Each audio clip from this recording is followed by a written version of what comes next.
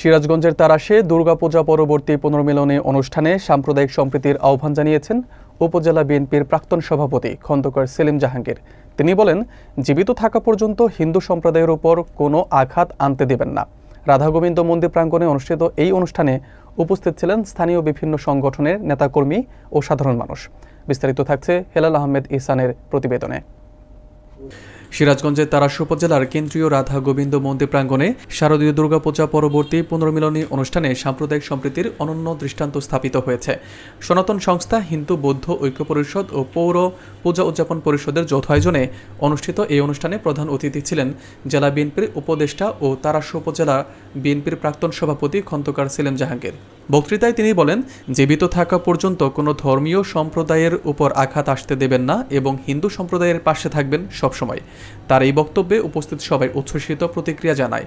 অনুষ্ঠানে সভাপতিত্ব করেন খগেন্দ্রনাথ মাহাতো এবং বক্তব্য রাখেন পৌর বিএনপির সাবেক আহ্বায়ক তপন গোস্বামী সহ স্থানীয় সনাতন ধর্মাবলম্বী নেতৃবৃন্দ। বক্তারা বলেন, এমন পুনর্মিলনী আয়োজনের মাধ্যমে পারস্পরিক সৌহার্দ্য ও সম্প্রীতি আরও দৃঢ় হবে। অনুষ্ঠানে উপস্থিত সাধারণ মানুষ খন্দকার সেলিম জাহাঙ্গীরকে সিরাজগঞ্জ ৩ আসনে বিএনপির মনোনয়ন দেওয়ার দাবি জানান। সার্বিকভাবে অনুষ্ঠানটি রূপ নেয় এক আনন্দঘন ও ঐক্যের উৎসবে, যেখানে ধর্মবর্ণ নির্বিশেষে সকলের অংশগ্রহণ ছিল চোখে পড়ার মতো।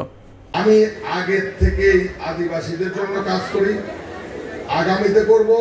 আমি আপনাদের কাছে আছি, আপনাদের পাশে আছি, আপনাদের সাথে আছি। আমি বেঁচে থাকতে হিন্দু সম্প্রদায়ের উপরে কোন রকম আঘাত আসতে তার আগে আমি আমার পরিবারের ভাই ব্রাদার, আমার দলের বিএনপির নেতৃবৃন্দ যারা আমার সাথে আছে, তাদের রক্ত ঝরবে, তারপরে হিন্দু সম্প্রদায়ের উপর আঘাত আসবে। আমরা আপনাদের সাথে আছি, পাশে আছি এবং কাছে সদা সর্বদা থাকবো। দিনে ধানের শীষে ভোট দিব এবং সুন্দর একটা বাংলাদেশ গড়ব। শারদীয় দুর্গাপূজা যে পুনর্মিলনী অনুষ্ঠান হলো, তাকে সেই অনুষ্ঠানে আমাকে প্রধান অতিথি করার জন্য আমি কৃতজ্ঞ।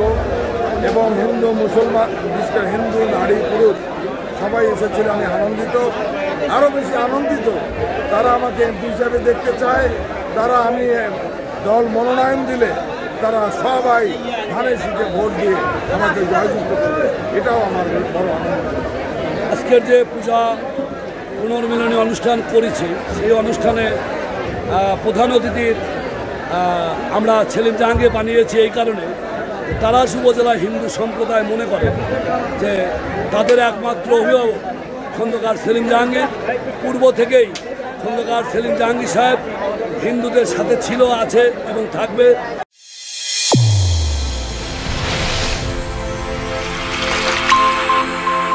চ্যানেল A1 হৃদয়ের স্পন্দন।